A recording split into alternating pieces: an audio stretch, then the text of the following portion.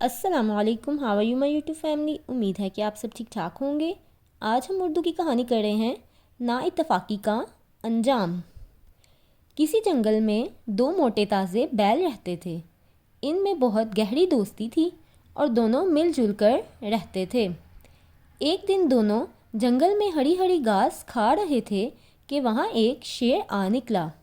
وہ بھوکا شیر ایک بیل پر جپٹا تو انہوں نے مل کر اس شیر کا مقابلہ کیا۔ شیر ڈر کر بھاگ گیا۔ چند دنوں بعد ان دونوں بیلوں میں کسی بات پر جھگڑا ہو گیا اور وہ دونوں ایک دوسرے سے الگ رہنے لگے۔ ایک دن پھر شیر ادھر آ نکلا۔ وہاں بیل گھاس چر رہا تھا۔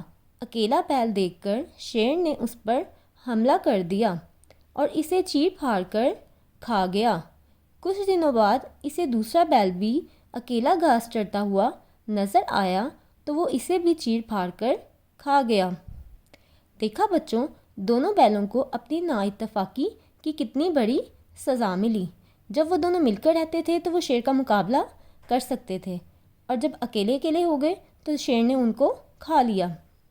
نتیجہ: نا اتفاقی کا ہمیشہ برا انجام ہوتا ہے، یا جو مل جل کر نہیں رہتے ہمیشہ نقصان اٹھاتے ہیں۔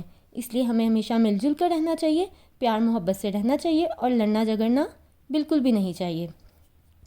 اگر آپ کو میری ویڈیوز اچھی لگتی ہیں تو میری ویڈیوز کو لائک اور شیئر کر دیں اور میرے چینل کو سبسکرائب کر دیں۔ نیکسٹ ویڈیو میں ملاقات ہوگی، تب تک کے لیے اللہ حافظ۔